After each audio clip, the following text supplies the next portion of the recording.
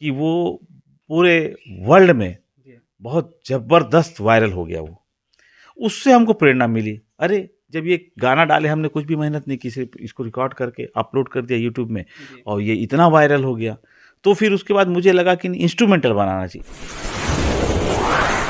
मेरे बच्चे बहुत छोटे-छोटे थे, दूध पीते थे, तब से मैं उनको छोड़ के जाता था, रिहर्सल करता था, वो कोऑपरेट करते थे। साथियों नमस्कार। आज मैं आया हूँ जगदलपुर में।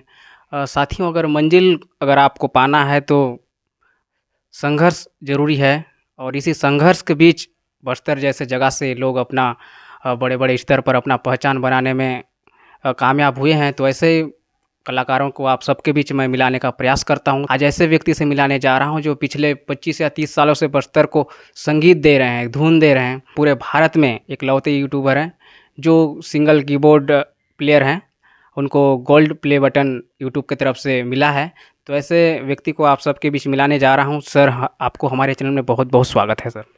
नमस्कार, आप सभी का बहुत-बहुत स्वागत है। सर मेरे दर्शक चाहेंगे कि आप अपना थोड़ा-सा परिचय दे देंगे सर। मैं हरजीत सिंह पप्पू मेरा नाम है, प्यार से लोग पप्पू कहते हैं, हरजीत सिंह देवगुण नाम मेरा और मैं जगदलपुर बस्तर में रहता हूँ और करीबन पिछले 30-32 साल से संगीत के क्षेत्र में जुड़ा हुआ हूँ और कई वर्षों से मैंने ऑर्केस्ट्रा, ग्रुप गज़ल, गीत, संगीत संगीत और संगीत से जुड़े हुए तमाम कार्यक्रम किए हैं और कई कलाकारों को, नए कलाकारों को अवसर हमेशा देने का काम मेरा रहा है और देता रहता हूँ। लेकिन सर 30 साल पहले से आपने शुरुआत किया मतलब बहुत ही टफ सिचुएशन था होगा उस समय। तो उस समय का शुरुआत और अभी के जो डिफरेंस के बारे में थोड़ा-सा मेरे दर्शक को बताएँगे सर? देखिए, बहुत फ़र्क आ गया उस समय और अभी का। उस समय अभी इतना आधुनिक हो गया है, उस समय कुछ भी नहीं था। उस समय हमको गाना भी अगर रिकॉर्ड का पकड़ना रहता था, उठाना रहता था, तैयार करना रहता था, तो कैसेट को पहले रिकॉर्ड करवाते थे, लाते थे, टेप में सुनते थे, बार-बार रिवर्स फॉरवर्ड करते थे, बहुत समय लगता था। अब तो ऐसा है कि दबाए और तुरंत गाना आ गया। और समय भी कम लगता है अभी जी। और बाकी जो इंस्ट्रूमेंट है वो भी बहुत आधुनिक आ गए। पहले के इंस्ट्रूमेंट बहुत ओल्ड ज़माने के हुआ करते थे। तो बहुत बहुत उतनी अच्छी डिजिटल आवाज़ भी नहीं आती थी। तो बहुत सारी परेशानियों को लेके चलना पड़ता था। पहले संगीत करना बोलने से बहुत कठिन काम था। आजकल तो सब उपलब्ध है मार्केट में और जी। बहुत सरल तरीके से किया जा सकता है। लेकिन सर जब आप शुरुआत किए होंगे तो कौन-सी उम्र में आपको आइडिया आया कि मुझे संगीत के क्षेत्र में काम करना चाहिए? वही करीब 18-20 साल की उम्र रही होगी मेरी। जी। जी, उस समय मुझे अचानक शौक आया कि कीबोर्ड बजाना चाहिए था। जी। एक्चुअल में क्या है मेरा साउंड सिस्टम का काम था। ऑर्केस्ट्रा में साउंड सिस्टम लगाता था। तो साउंड सिस्टम लगाते-लगाते ऑर्केस्ट्रा में मुझे इंटरेस्ट आ गया कि जब बजाने वाले को देखता था, गाने वाले को ऑर्केस्ट्रा में लगाता था। जी। तो मुझे भी लगा कि कुछ करना चाहिए, कुछ बजाना चाहिए और लग गए। जी, जी। तो सर घर में और कोई था इस चीज़ के लिए आपको मोटिवेशनल करने के लिए या फिर घर में और भी ऐसे कोई व्यक्ति थे जो कलाकार या कला के क्षेत्र में काम कर रहे थे? हमारे यहाँ की एक बड़ी सिस्टर थी जो गाना ऑर्केस्ट्रा में गाती थी, उनको देख के भी हमें काफ़ी प्रेरणा मिलती थी। और हमारा साउंड सिस्टम का काम था तो हम सब भाई साउंड में भी लगे हुए थे जी। और घर का एक कलाकारों वाला ही माहौल रहा है हमारा शुरू से। जी, जी। लेकिन सर जैसे आपने ऑर्केस्ट्रा को देखकर आपने ऑर्केस्ट्रा के क्षेत्र में अपना कदम रखा, लेकिन खुद का जब टीम बनाए तो कितने मतलब परफ़ॉर्म किए, कहाँ-कहाँ पे परफ़ॉर्म किए? तो उसका बारे में थोड़ा-सा बताइए? हमने जब टीम बनाई शुरू में तो शुरुआती दौर में तो ऐसा था कि कलाकार कहाँ से लाएँ? कौन है कलाकार है? क्या है? किसको तो कुछ पता नहीं था ना। तो ढूँढ-ढूँढ के नए-नए कुछ थोड़ा-थोड़ा बजाने जाता था जानता था तो उसको बैठालते थे साथ में, प्रैक्टिस करते थे, बजाते थे। फिर प्रोग्राम कौन दे? तो प्रोग्राम देने वाले के जाके रिक्वेस्ट करते थे गणेश पूजा, दुर्गा पूजा में कि एक प्रोग्राम करवा लो, साउंड सिस्टम आप लगवा देना, खाना खिलवा देना, हम लोग फ्री में कर देंगे, है ना? तो इस तरीके से करते-करते हम शुरू करते थे प्रोग्राम। लेडी सिंगर नहीं मिलती थी, जी। तो जेंट्स ही जो है ना लड़की की आवाज़ में गाते थे, जी। आवाज़ पतली करके। तो ये ये सारी चीज़ें चलती धीरे धीरे वो एक स्तर बनता चला गया और फिर लोग जुड़ते चले गए और अच्छी टीम बनती चली गई और अच्छे कलाकार निकलने शुरू हो गए। ये सब चीज़ के बाद आपने यूट्यूब पे कदम रखा था, उसका जर्नी आपने कैसे स्टार्ट की, उसके बारे में थोड़ा सा मैं जानना चाहूँगा, क्योंकि इस वक्त आपके चैनल में करीबन 14 लाख के आसपास सब्सक्राइबर हैं। बहुत ज़्यादा, मतलब मेरे को नहीं लगता कि बस्तर या छत्तीसगढ़ में इतना बड़ा किसी का चैनल होगा सर। देखिए, मैं ऑर्केस्ट्रा हम करते थे, मेरे वो रिहर्सल रूम ऊपर में ही है, म्यूज़िक रूम। तो अचानक एक दिन ये गाने की रिहर्सल कर रहे हैं, हम तो गाने की रिहर्सल करते हैं, तो अब क्या मोबाइल है हाथ में, तो चलो रिकॉर्ड कर लेते हैं, कुछ गाने रिकॉर्ड कर लिए। हमने अपना ऑर्केस्ट्रा का रिहर्सल कर रहे थे, उसी में मोबाइल पकड़ के रिकॉर्ड कर लिया गाना, अच्छा लगा तो उसको हमने यूट्यूब में अपलोड कर दिया। 2017 की बात है। जो फिल्म का शोले फिल्म का गाना था, हमारी एक मिसेज वर्षा जी गा रही थी, जब तक है जहाँ जाने जहाँ मैं नाचूंगी, और हम लोग 4 लोग बजा रहे थे, रिहर्सल कर रहे। तो वो गाना ज़बरदस्त रिकॉर्ड हुआ कि वो पूरे वर्ल्ड में बहुत ज़बरदस्त वायरल हो गया। वो उससे हमको प्रेरणा मिली, अरे जब ये गाना डाले हमने, कुछ भी मेहनत नहीं की, सिर्फ इसको रिकॉर्ड करके अपलोड कर दिया यूट्यूब में और ये इतना वायरल हो गया। तो फिर उसके बाद मुझे लगा कि इंस्ट्रूमेंटल बनाना चाहिए, फिर मैंने एक इंस्ट्रूमेंटल बनाया, उसका रिस्पांस थोड़ा सा अच्छा मिला मुझे, तो फिर इस तरीके से मैंने इंस्ट्रूमेंटल बनाना शुरू करके अपलोड कर। हालांकि इंस्ट्रूमेंटल का काम मैंने बहुत बाद में किया, ये तो हमने यूट्यूब में डाल के छोड़ दिया था, भूल गया था 2017 से। मतलब सोचिए, हमने इंस्ट्रूमेंटल, पहला इंस्ट्रूमेंटल मैंने 2019 मार्च में बनाया। 2000 मार्च से ही, मतलब समझ लीजिए, मेरा इंस्ट्रूमेंटल चैनल चालू हुआ, लोग बहुत पसंद करना शुरू किए। जी, मतलब 2 साल तक एक वीडियो डालने के बाद उसमें कोई आप वीडियोस नहीं डाले थे? नहीं, मैंने कोई वीडियो नहीं डाला। तो यूट्यूब के बारे में कुछ आइडिया था या फिर इसके बारे में कुछ आप बता पाएंगे? मुझे बिल्कुल भी आइडिया नहीं था यूट्यूब के बारे में, मैं यूट्यूब का महत्व भी नहीं जानता था इतना, जी, है ना। मैं तो बस डाल दिया, अपलोड कर दिया। उसके बाद जब देखा कि मैसेज भी आते हैं इसमें, रिप्लाई भी आता है, लाइक भी आते हैं, डिसलाइक भी आते हैं, सारा कुछ, तो उसका महत्व समझता चला गया। फिर रिस्पांस जब मैंने लोगों को देना चालू किया, तो सीधी सी बात है, उधर से भी अच्छा रिस्पांस मिलना शुरू हुआ। लोग डिमांड करने लगे कि सर आप इंस्ट्रूमेंटल बनाइए, आप इस गाने की बनाइए, इस गाने, बहुत ज़्यादा फरमाइश आने लगी। फिर उनकी फरमाइश पूरी करने लगा तो लोग जुड़ते चले गए। अच्छा, जुड़ते जुड़ते जो है ना, आज करीबन 14,80,000 के आसपास परिवार है हमारे यूट्यूब का पूरा, और करीबन 29 करोड़ के आसपास व्यूवरशिप है चैनल की। जी, मतलब बहुत ज़्यादा व्यूवर्स हैं सर। आपने अभी तो करीबन 14 लाख के आसपास सब्सक्राइबर हैं, लेकिन कभी आपने सोचा था कि इतना बड़ा सब्सक्राइबर आप गेन कर पाएंगे सर अपने चैनल में? कभी नहीं। जब हम शुरू किए थे तो 2, 4, 10, 5 से तो ऐसा लगता था कि 1000 हो जाए, 1000 हुआ तो ये लगता था कि 10,000 हो जाए, बहुत है इतना। 10 हुआ तो कब 1 लाख होगा, बस इतना ही था। लेकिन फिर उसके बाद तो फिर हम उधर देखना ही छोड़ दिए। अब लेकिन सर, पहला आपको एक यूट्यूब की तरफ से कुछ अवार्ड्स मिलते रहते हैं, उसके बारे में थोड़ा सा बताइए। जी, बिल्कुल। बस्तर संभाग में यूट्यूब के तरफ से पहला सिल्वर प्ले बटन जो है ना, पहला, वो मुझे मिला है बस्तर से।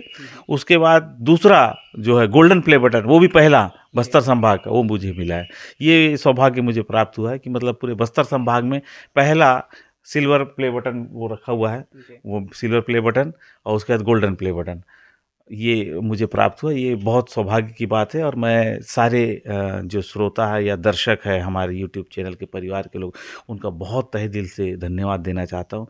सर, इतना सब आपने हासिल किया, आपने यूट्यूब में करीबन 14 लाख सब्सक्राइबर हासिल किए, प्लस बस्तर में आप पिछले 30 साल से अपना सर्विस दे रहे हैं इस लोक कला मंच में, तो इस सब चीज़ के लिए आप किसी को अपना प्रेरणा स्रोत मानते हैं क्या सर? मैं जो है इसके लिए प्रेरणा स्रोत तो मेरा पूरा परिवार है, समझ लीजिए कि जैसे मेरी पत्नी ने मुझे साथ दिया हर एक समय पे, हर एक वक्त में, है ना। मेरे बच्चे बहुत छोटे छोटे थे, दूध पीते थे, तब से मैं उनको छोड़ के जाता था, रिहर्सल करता था, वो कोऑपरेट करते थे। उसके बाद माँ सरस्वती का आशीर्वाद रहा है, उनकी कृपा से, उनकी दया से, ईश्वर का आशीर्वाद सबसे बड़ा आशीर्वाद रहा है। मेहनत करने के लिए प्रेरणा हमेशा मिलती रही। इन सब चीज़ों को जोड़ के, सब मिला के ही कुछ जो है थोड़ी बहुत सी उपलब्धि मिल पाई है। लेकिन सर, जैसे बहुत सारे लोगों का सवाल रहता है, लेकिन जैसे आपने स्टार्ट किया होगा यूट्यूब, या फिर आप जो कला मंच आपने शुरुआत की होगी, उतना समय आर्थिक स्थिति तो बहुत, मतलब सबका ख़राब ही रहता है, उसी शुरुआत होता है, तो उसके बारे में थोड़ा सा जानना चाहता हूँ। जैसे अभी आपका यूट्यूब चैनल बहुत बड़ा हो गया है, तो अभी फुल टाइम इसी में अपना समय दे रहे हैं, या फिर सर आपका और भी कोई काम है सर? मैं एक्चुअल में पेशे से पत्रकार हूँ, मैं जी। जर्नलिस्ट हूँ। और मेरा पिछले करीबन 22-25 साल से करीब मैं पत्रकारिता करता हूँ। जी। मेरे पास 2 न्यूज़पेपर हैं, डिविज़नल ब्यूरो चीफ उनका उनका काम भी मैं देखता हूँ। और ऑर्केस्ट्रा का काम ही है मेरा, जी। साथ में संगीत का काम है। इन्हीं से फुर्सत नहीं मिल पाती तो और क्या जी। देखूँगा। लेकिन सर अभी नॉर्मली आप मेरे दर्शक ले बताएँगे कि यूट्यूब में कमाई कैसे है सर? देखिए, यूट्यूब में कमाई मेहनत के ऊपर है। आप जैसा कंटेंट आप जितना ज़्यादा मेहनत करके कंटेंट डालोगे जी। और जितना ज़्यादा ईमानदारी से आप काम करोगे, उतना आपको रिस्पॉन्स अच्छा मिलेगा, ये जी। है। किसी भी काम में, चाहे यूट्यूब का काम हो या और भी कोई काम हो, आप जितनी ज़्यादा आपकी मेहनत मेहनत दिखती है और मेहनत दिखेगी तो आपको रिज़ल्ट भी दिखेगा। जी, जी। जी। तो बस्तर में सर अभी आप देखे होंगे कुछ समय जब से मतलब यूट्यूब लोगों के बीच सक्रिय हुआ है, बहुत ज़्यादा क्रिएटर्स आपको नज़र आते होंगे। तो ऐसे यूट्यूबर जो अभी यूट्यूब में अपना कदम रखे हैं, उसके लिए कोई आप सजेशन देना चाहेंगे क्या? हाँ, देखिए, जो भी यूट्यूबर अभी इस क्षेत्र में आ रहे हैं, जो करना चाहते हैं काम, वो ऐसा कंटेंट खोज के लाएँ, ऐसे कंटेंट देखें कि जिसमें लोगों की ज़रूरत है, जो ज़रूरत की चीज़ें हैं। तो वो कंटेंट हाथों-हाथ चल जाएगा, हाथों-हाथ लोगों के बीच चला जाएगा, वायरल जल्दी होगा, उसका लाभ भी उनको बहुत ज़्यादा मिलेगा। कोशिश यही करें कि कुछ नया खोजें, कुछ रिपीटेशन ना हो, बार-बार वही चीज़ ना हो, कुछ नया। और इतनी चीज़ें हैं बस्तर में। बस्तर एक अथाह है, मतलब एक समझ लीजिए समुद्र है। जी। यहाँ पर कमी नहीं किसी भी कंटेंट की। आप कंटेंट निकालिए और पब्लिक के बीच में परोसिए, बिल्कुल आपका चैनल रातों-रात आगे बढ़ जाएगा। देखिए सर, यहाँ मैं बहुत सारे लोग का इंटरव्यूज़ किया हूँ, क्या बहुत सारे लोग यहाँ हलवी इंडस्ट्री को बहुत ज़्यादा बढ़ावा दे रहे हैं और हलवी में ही काम कर रहे हैं। लेकिन आपका जो इंस्ट्रूमेंट है वो लगभग हिंदी में ही रहता है, हिंदी धुन का ही रहता है। तो ये दोनों में मतलब फ़र्क क्या है? देखिए, ऐसा है, हल्बी, भतरी, गोंडी, ये सीमित एरिया है इसका। जी। देखिए, हमारे साथ हमारी बदकिस्मती ये है, समझ लीजिए कि हम लोग रहते हैं छत्तीसगढ़ में। जी। लेकिन छत्तीसगढ़ में आप हर 40-50 किलोमीटर में बोली भाषा बदल जाती है। एक अगर हलवी पूरी चलती तो वह हलवी वायरल होता। सीधी सी बात है कि एक हलवी निकालते तो 50 लाख लोग देखते उसको। अब ये स्थिति हो गई कि हमारी हलवी को ज़्यादा से ज़्यादा, बहुत ज़्यादा होगा तो 50,000 लाख, इतने ही लोगों ने। क्योंकि यहाँ से आप कोंडागाँव जाओगे, कोंडागाँव के बाद फिर आपकी छत्तीसगढ़ी बदल जाएगी। इधर जाओगे बकाउंट करपाउंट तक तो भतरी चालू हो जाएगी आपकी। इधर जाओगे गीदम, इधर बास्तानार तरफ जाओगे तो गोंडी चालू हो जाएगा। तो आदमी करे तो करे क्या? सीमित है, मतलब ज़्यादा दायरा नहीं है यहाँ पर, इसलिए दिक्कत होती है यहाँ पर। तो और हिंदी रही बात, अभी जो भी हम एल्बम, अगर बहुत ज़्यादा हलवी में कोई गाना हिट भी हो जाता है तो उसका एक दायरा कम है, मतलब मैं उसका इंस्ट्रूमेंटल बनाऊंगा भी तो बहुत कम लोग उसको देख पाएंगे, क्योंकि उसको सुनने समझने वाले लोग कम है, हलवी के लोग। हिंदी क्या है कि हमारी मातृभाषा, पूरे हिंदुस्तान में हिंदी चलती है, तो नहीं जानने वाला भी, आंध्रा वाला भी उसको समझ लेता है, हिंदी गाने उधर भी चल जाते हैं, तो इसलिए हिंदी गाने वायरल ज़्यादा हो जाते हैं। तो ये कारण है कि मतलब हलवी और वो बनाने का कारण ऐसा नहीं है। हलवी गाने मैंने बनाए, जो हमारे लोकल हलवी, भतरी है, यहाँ गोंडी है, ये सारे गाने मैंने बनाए, एल्बम बनाए, प्राइवेट एल्बम, उसमें म्यूज़िक दिया है मैंने। बहुत सारे हिट, आज भी जोनी यूजर के गाने हिट चल रहे हैं, रान बेलो गाना चल रहा है, और भी बहुत सारे गाने हलवी हलवी बनाते हैं हम लोग। लेकिन क्या होता है कि अगर दोनों का तुलना किया जाए, हिंदी और हलवी का, तो बहुत ज़मीन आसमान का फ़र्क आ जाता है। आप एक साथ कितने कीबोर्ड्स आप बजा सकते हैं सर? मैं कम से कम 10 कीबोर्ड, 10, 11, 12 कीबोर्ड बजा सकता हूँ एक साथ।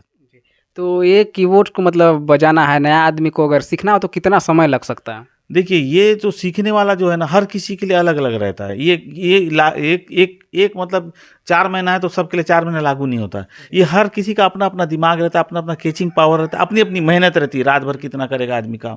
तो इसमें कुछ नहीं कर सकते। हाँ, फिर भी संभवतः शुरुआती दौर पे कम से कम 8 से 10 महीना, 12 महीना कुछ थोड़ा गाना-वाना बजाने लायक हो जाता है आदमी। जी।